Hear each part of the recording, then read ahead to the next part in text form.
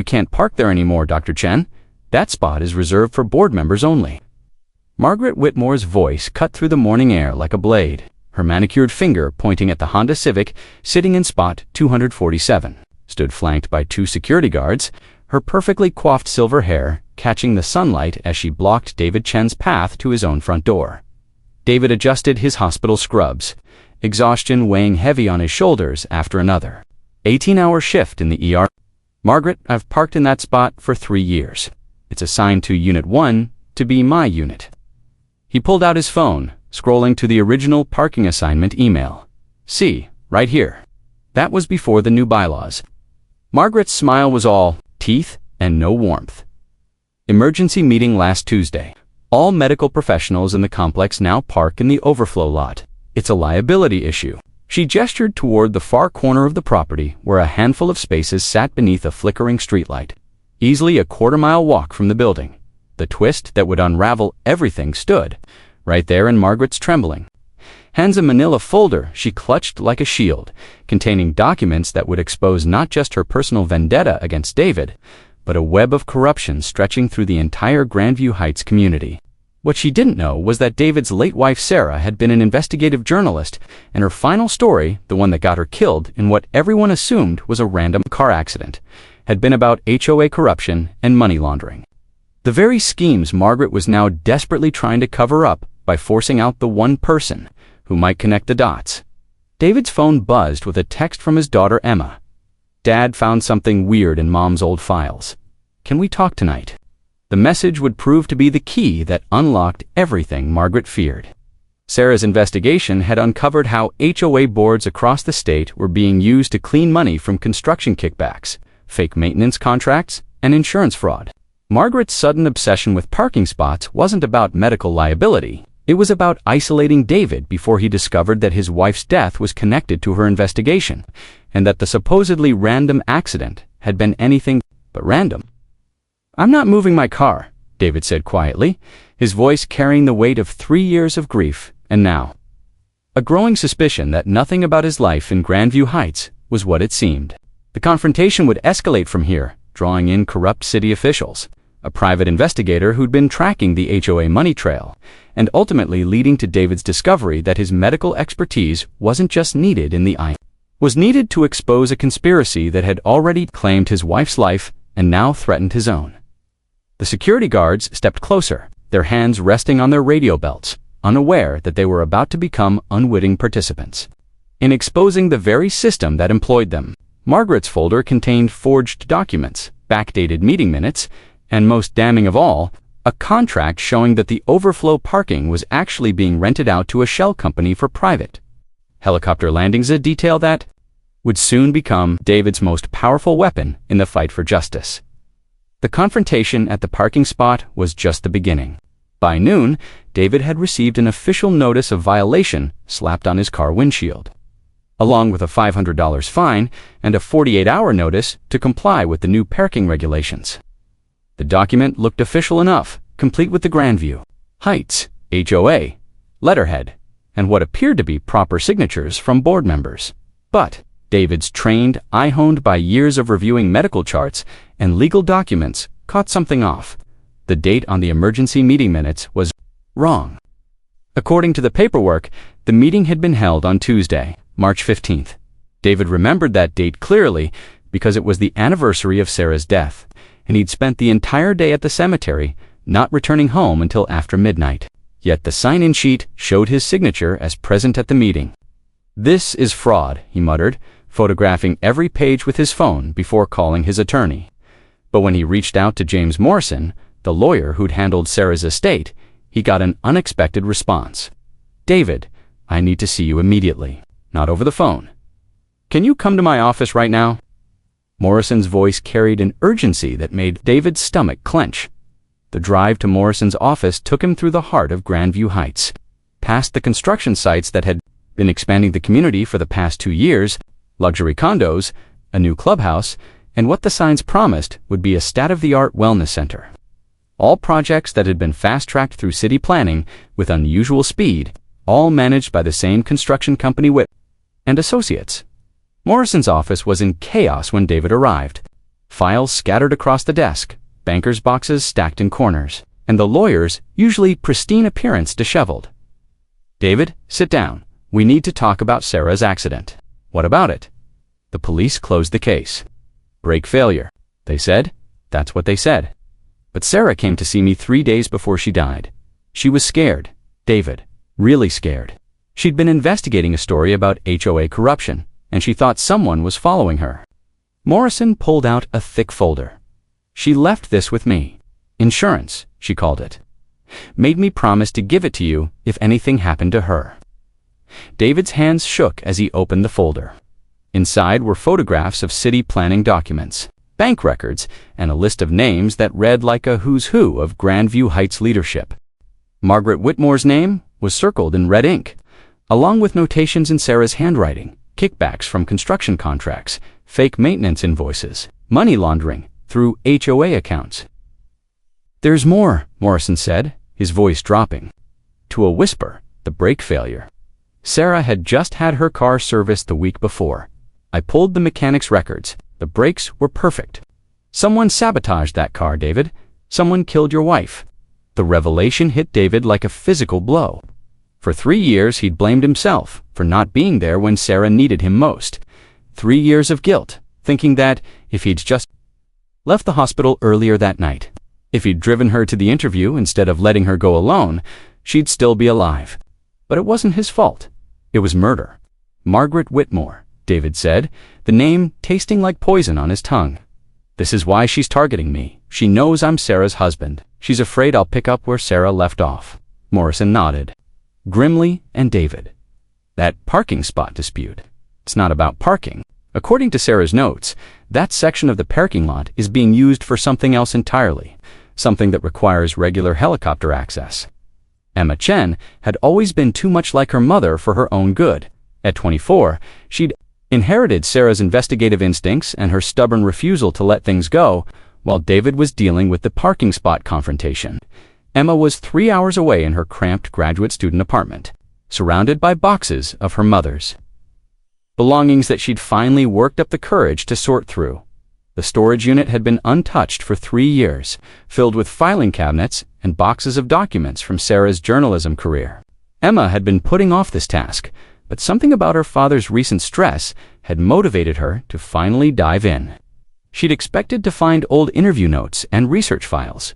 She hadn't expected to find a safety deposit box key taped to the bottom of a filing cabinet drawer. The key led her to First National Bank, where a somber-faced manager escorted her to a small room filled with metal boxes.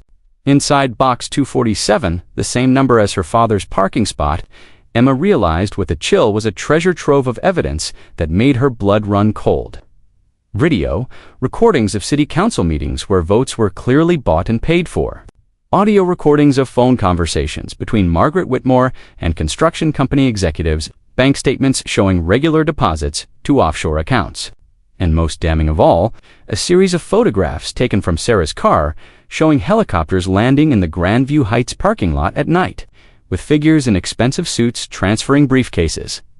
Emma's hands trembled as she watched the videos on her laptop, her mother's voice, careful and professional, narrating what she was seeing. "This is the 3rd helicopter landing this month, same pattern. They land in the section marked for resident parking, but there are never any residents around. Security keeps the area clear." The timing always coincides with major construction contract approvals. But it was the final video that broke Emma's heart. Sarah, sitting in her car, speaking directly to the camera with tears in her eyes. "If something happens to me, I need David and Emma to know that I love them more than life itself. But I also need them to know that this story matters. These people are stealing from families, manipulating local government, and destroying communities. Margaret Whitmore is at the center of it all. She's not just an HOA president, she's running a criminal enterprise." The video was dated 3 days before Sarah's death. Emma called her father immediately, her voice shaking as she told him what she'd found. "Dad, we need to meet right now. I'm driving back to Grandview Heights. Emma, it's not safe. If they killed your mother, then we finish what she started, together." Emma's voice carried the same steel that had made Sarah such a formidable journalist. "I'm not hiding anymore, Dad, and neither are you." While Emma drove through the night, David sat in his apartment, staring at the parking spot that had started it all. The seemingly random confrontation with Margaret now revealed itself as something far more sinister. The HOA president wasn't just being petty, she was trying to isolate him to make him feel unwelcome and vulnerable. The parking spot restriction was psychological warfare, designed to make him question his place in the community and ultimately force him to leave. Margaret had made a crucial mistake. By targeting David's parking spot number 247, she'd inadvertently drawn his attention to the very area where her criminal enterprise operated. The overflow parking lot where she wanted to relocate residents wasn't just an inconvenience. It was a strategic move to keep potential witnesses away from the helicopter landing zone. Emma's phone buzzed with a text as she crossed the city limits. "Dad, I just realized something. The helicopter landings Mom documented, they're not random. They follow a pattern. Every landing corresponds with a major HOA decision that benefits Whitmore and Associates. I think the helicopters are bringing in money and taking out orders. We're dealing with something much bigger than local corruption."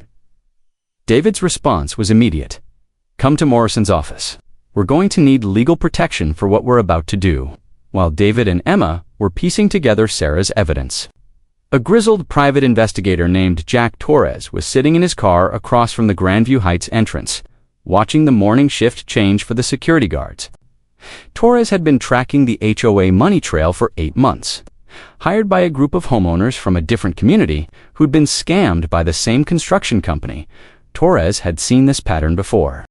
HOA boards infiltrated by criminals, construction contracts inflated by hundreds of thousands of dollars, and residents who asked too many questions either intimidated into silence or worse.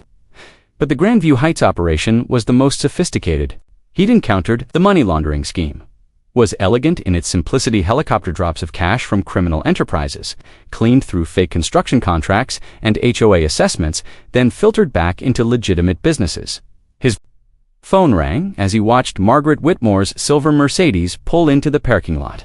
"Torres, Jack, it's James Morrison. I need you to come to my office immediately.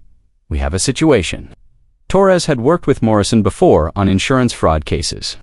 The lawyer was solid, ethical, and not given to dramatics. If Morrison was calling in a panic, something serious was happening. What kind of situation? The kind where people end up dead. Sarah Chin's husband just walked into my office with evidence that his wife was murdered for investigating the same HOA corruption. You've been tracking. We need to move fast. Torres felt his pulse quicken. He'd suspected that Sarah Chen's death wasn't accidental, but he'd never been able to prove it. The timing had been too convenient. Investigative journalist dies in a car accident just days before she's supposed to publish a major expose about local corruption. "I'll be there in 20 minutes. But Morrison, if we're right about this, they're going to know we're on to them soon. Make sure your clients are somewhere safe." Torres ended the call and started his engine, but not before taking one last photograph of the parking lot layout. He'd been documenting the helicopter landings for months, using long-range photography equipment to capture the midnight arrivals and departures. What he'd discovered was a precise operation. The helicopters always landed in the same spot, always for exactly 30 minutes, and always with the same personnel on the ground.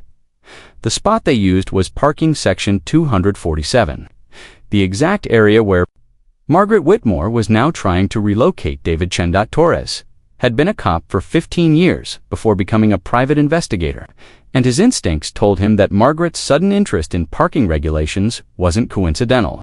She was trying to eliminate witnesses, to create a buffer zone around the landing area.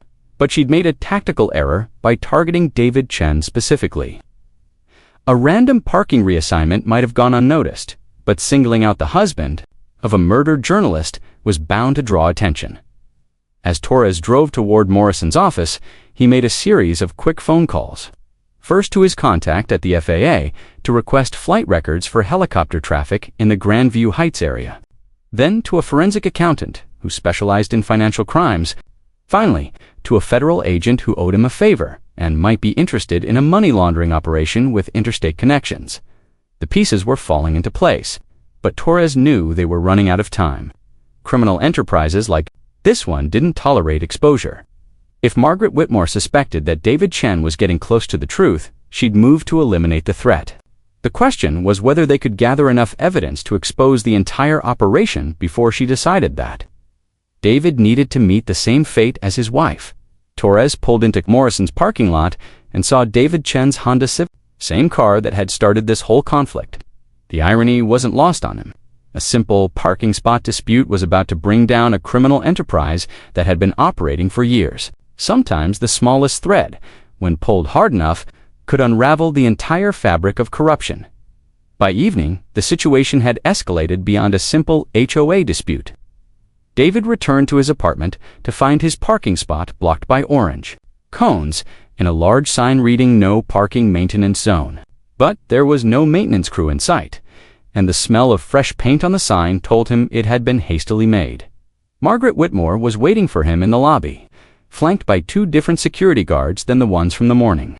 These men looked less like community security and more like private muscle-thick necks, expensive suits, and the kind of watchful eyes that David recognized from his years working emergency room shifts in tough neighborhoods. "Dr. Chen, I'm glad you're here. We need to discuss your continued violations of community guidelines." Margaret's voice was honey-sweet, but her eyes were cold as winter. "I've received several complaints about your behavior today. Aggressive confrontations with staff, taking unauthorized photographs of HOA documents, and now I understand you've been making harassing phone calls to other residents." David felt his temper flare. "That's a lie, and you know it. I've been trying to verify the legitimacy of your so-called emergency meeting, and every person I've contacted says they never received notice of any meeting. Dr. Chen, I think you're under a lot of stress. Losing a spouse is traumatic, and sometimes grief can manifest in paranoid behaviors. Perhaps you should consider seeking professional help." The psychological manipulation was masterful. Margaret was publicly questioning his mental state, laying groundwork for dismissing any accusations he might make. But David had learned something important from Sarah's investigative methods: always stay calm, always stick to facts, and never let them see you lose control. "Margaret, I'd like to see the original meeting minutes from March 15th. Not the originals, and I'd like to verify the signatures with the board members who allegedly attended." Margaret's smile flickered for just a moment. "I'm afraid that's not possible. Those documents are confidential HOA business. But I can tell you that every signature has been verified by our legal team." "What legal team?" "According to the HOA charter, all legal matters are handled by Morrison and Associates." "But James Morrison says he's never seen these documents." The 2 security guards stepped closer, and David realized he was being subtly threatened. The lobby was empty except for them, and he noticed that the security cameras had been turned away from their position. If these men decided to get physical, there would be no witnesses and no video evidence. "Dr. Chen, I think this conversation is over. You have 24 hours to move your vehicle to the overflow lot, or it will be towed at your expense. Additionally, the HOA board will be meeting tomorrow night to discuss your continued residency in this community. Your behavior has become disruptive to the peaceful enjoyment of other residents." David felt a chill of recognition. This was exactly the kind of intimidation Sarah had described in her notes. Isolate the target, question their mental stability, threaten their housing security, and escalate until they either fled or were silenced permanently. "Margaret, I know what you're doing. I know about the helicopters, the construction contracts, and the money laundering. I know you killed my wife." The words hung in the air like a challenge. Margaret's face went pale, but she recovered quickly. "Dr. Chen, you're clearly having some kind of breakdown. I'm going to call the police and have you evaluated for psychiatric hold. For your own safety, of course." But David was already walking away, his phone in his hand. He'd been recording the entire conversation. And he'd seen something that Margaret hadn't noticed: Emma's car pulling into the parking lot with Jack Torres right behind her. The cavalry was arriving, and Margaret Whitmore was about to discover that Dr. David Chen wasn't the isolated, grieving widower she'd thought she was dealing with. As David reached the elevator, he heard Margaret's voice behind him, sharp and urgent: "Cancel the helicopter tonight. We may have a problem." At 11:47 p.m., David Chen crouched behind a concrete barrier in the overflow parking lot, his heart pounding as he watched the scene unfold in parking section 247. Jack Torres was positioned on the opposite side with professional surveillance equipment, while Emma monitored radio frequencies from their communications van parked on the street. The helicopter appeared exactly on schedule, a sleek black aircraft with no visible registration numbers. It landed with military precision in the space that had been David's parking spot until that morning. The landing zone was lit by portable LED lights that hadn't been there during the day, and David realized that the HOA's maintenance crews had been setting up a sophisticated operation for men in expensive suits emerged from the helicopter, each carrying a metal briefcase. They were met by Margaret Whitmore, and two men David didn't recognize. One appeared to be a city official, based on his familiar face. The other looked like law enforcement from his bearing and the way he scanned. The perimeter, Torres's voice crackled through David's earpiece, getting clear photos of all faces. Emma, are you picking up their radio chatter? Copy that.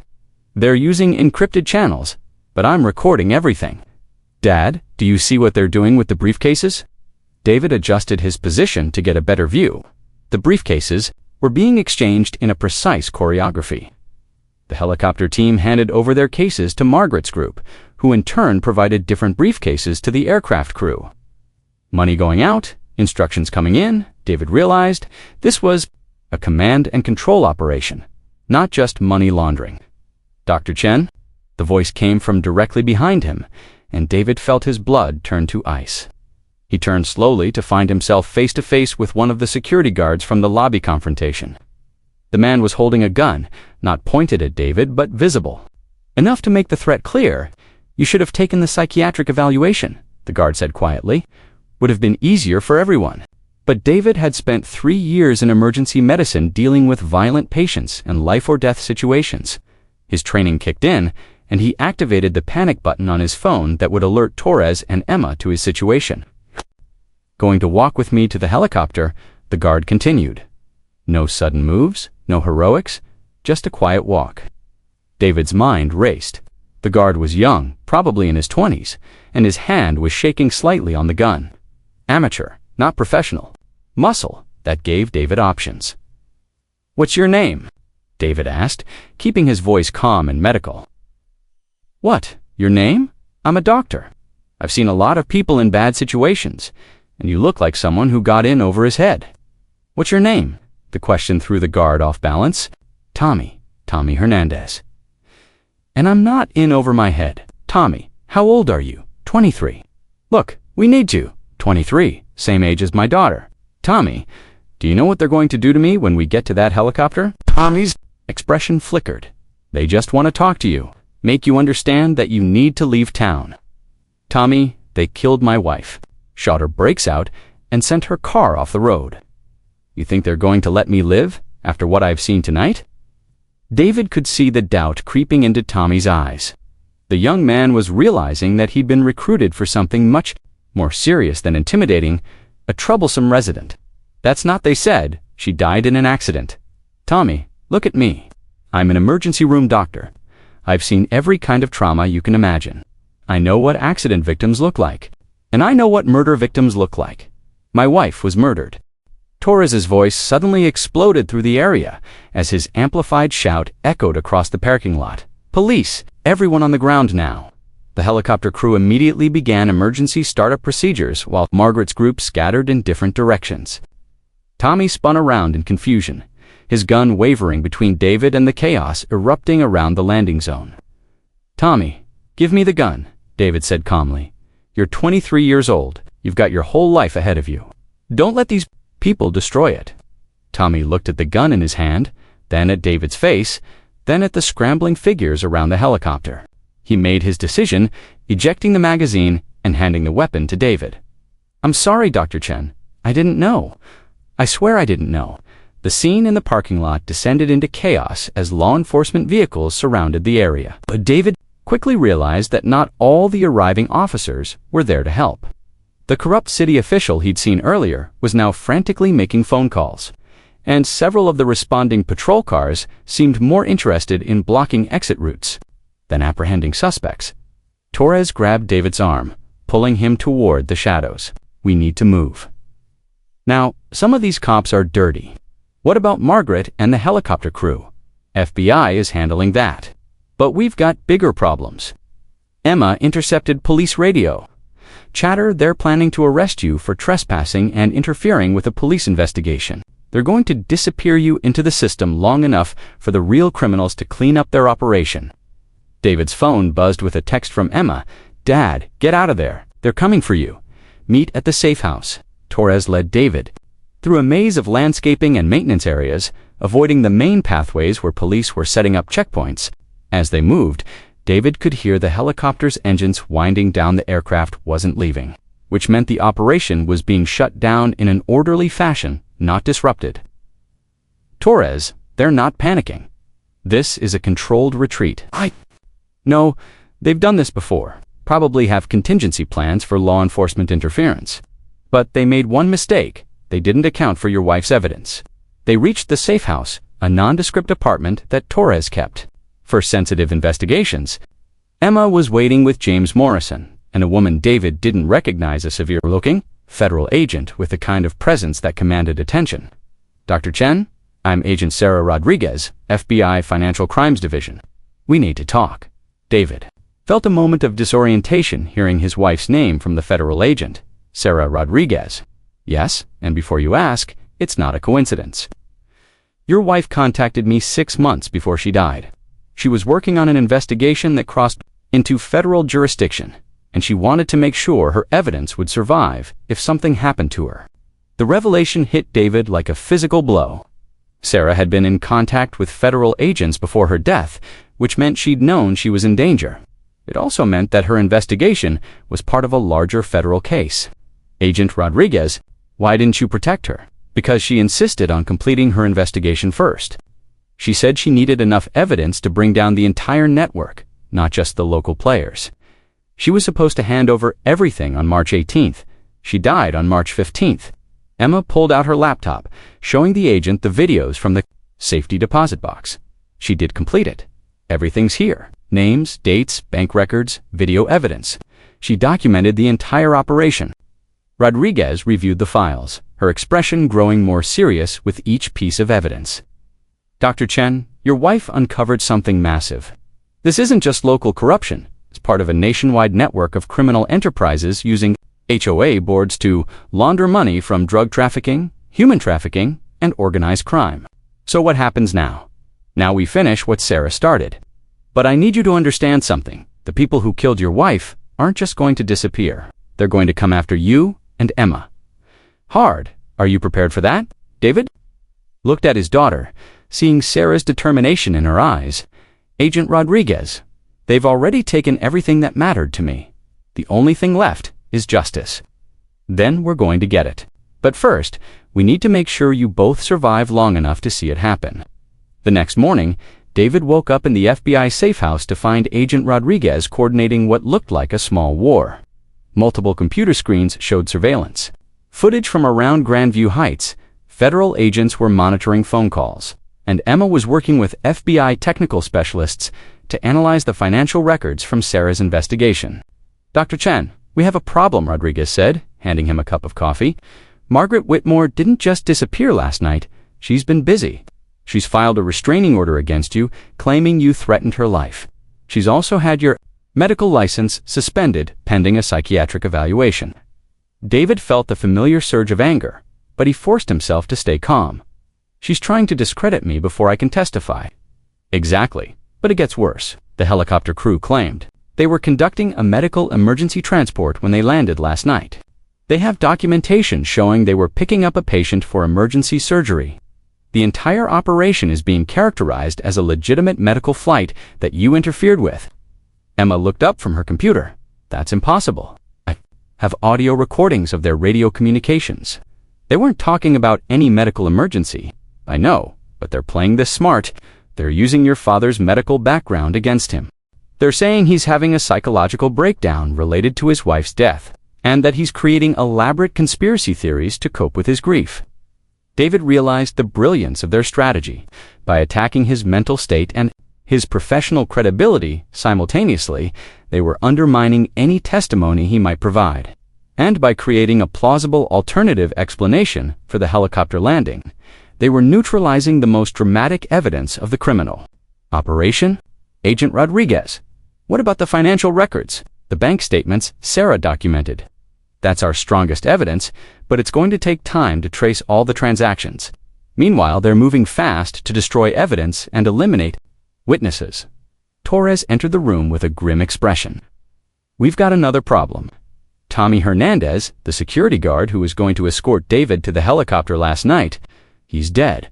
Apparent suicide in his jail cell. The room fell, silent. David felt sick, remembering the young man's face, the doubt in his eyes when he realized what he'd gotten involved in. He was 23 years old, David said quietly. He was trying to do the right thing at the end. They're cleaning house, Rodriguez said.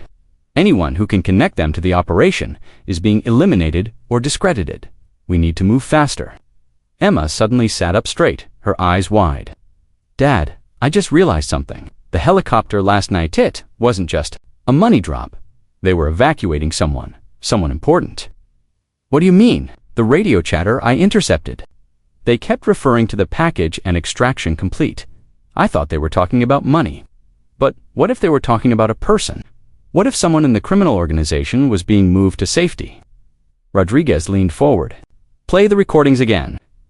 As Emma replayed the audio, David heard something that made his blood run cold.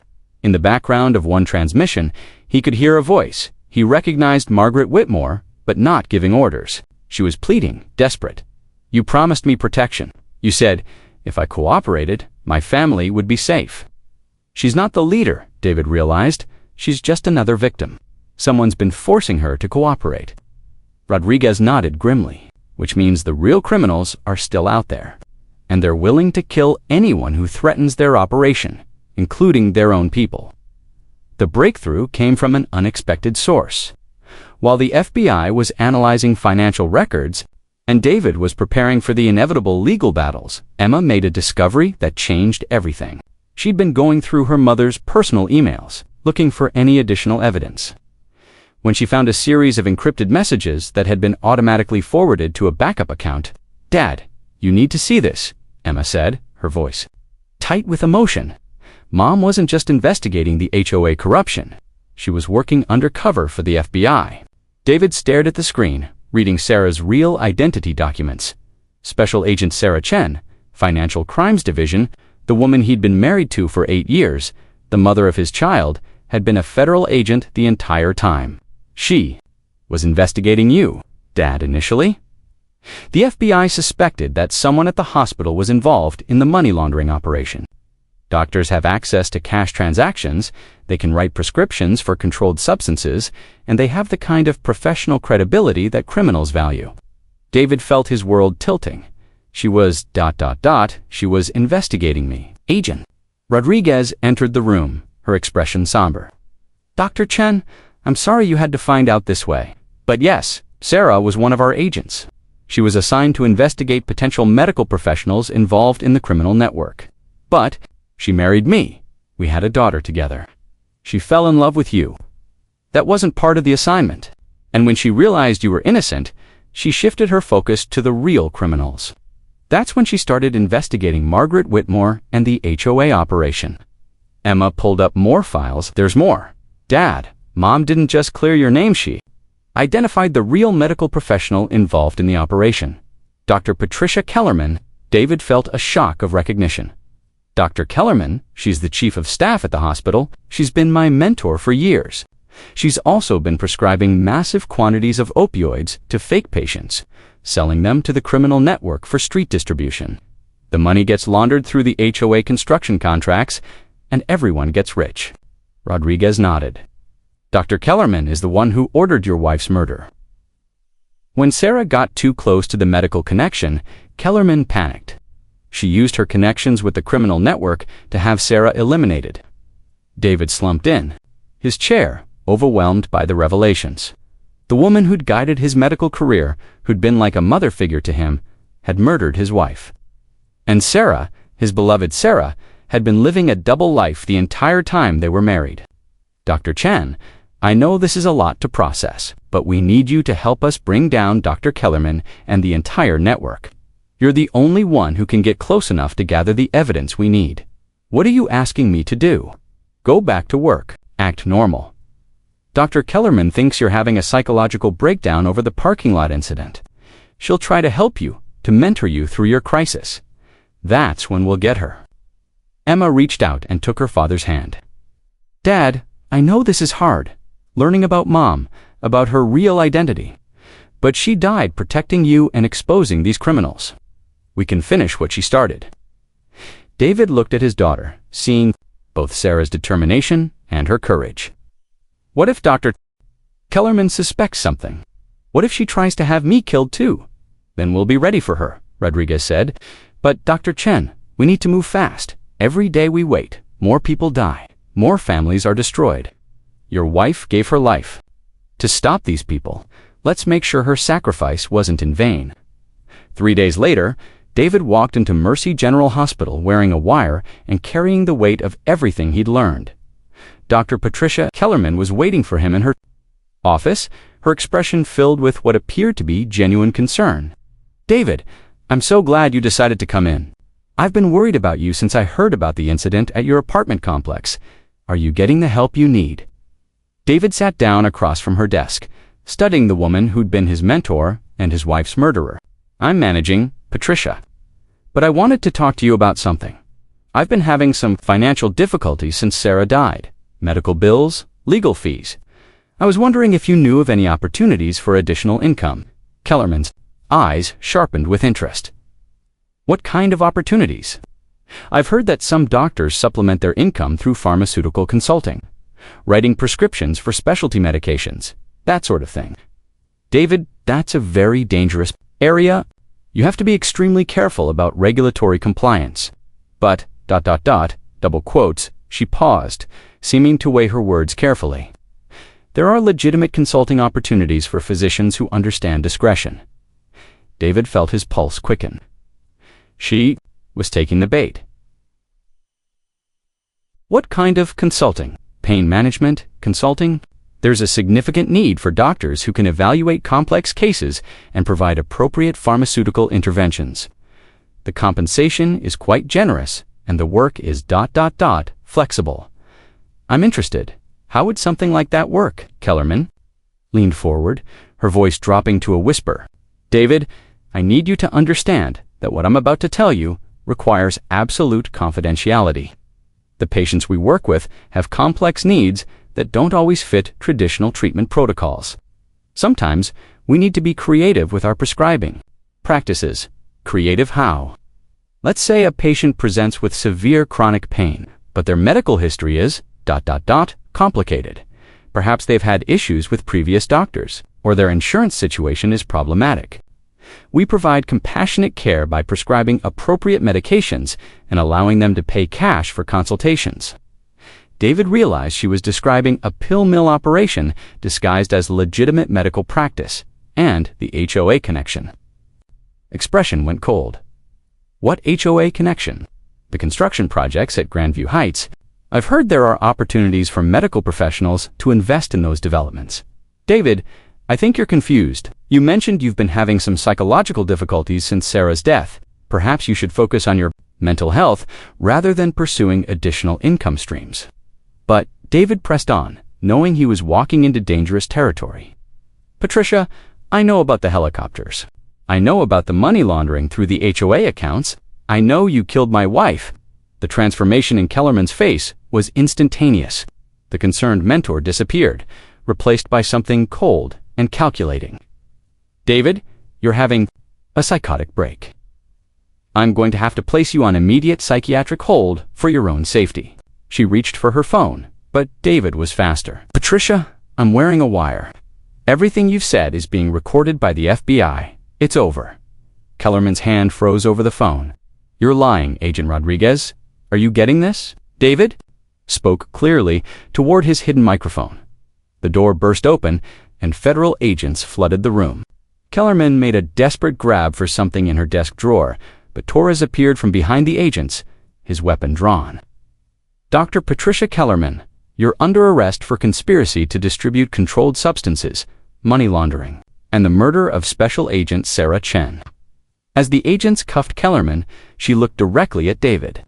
You have no idea what you've done. This operation goes far beyond what you understand. There are people involved who will never let this stand. Then they can join you in federal prison, David replied. Agent Rodriguez approached him as Kellerman was led away. Dr. Chen, we've got simultaneous raids happening at Grandview Heights, the construction company offices, and 12 other locations.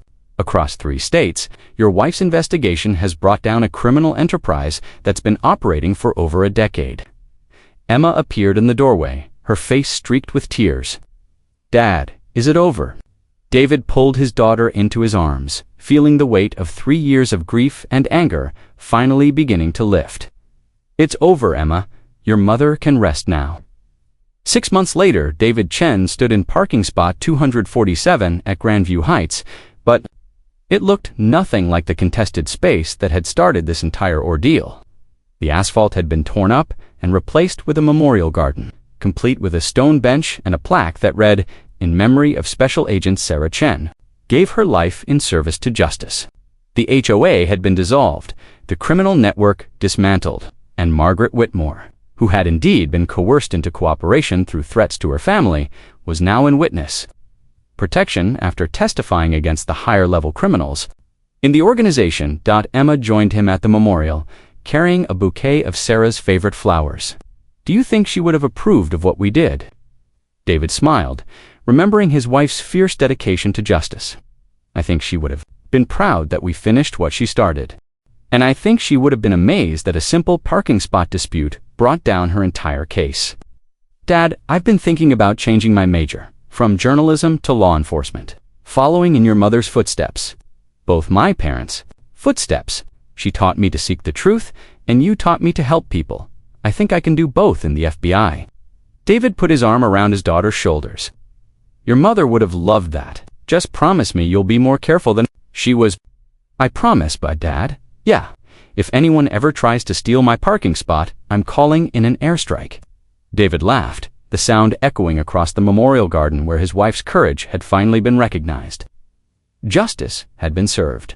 But more importantly, Sarah's sacrifice had saved countless other families from the same fate they'd endured. The helicopter that had once landed in this spot to conduct criminal business would never return. Instead, the space now honored the memory of a woman who'd given everything to protect the innocent and expose the corrupt. It was, David thought, exactly the kind of ending Sarah would have written herself as they walked back toward the building. David's phone buzzed with a text from Agent Rodriguez. Dr. Chen, we've received intelligence about a similar operation.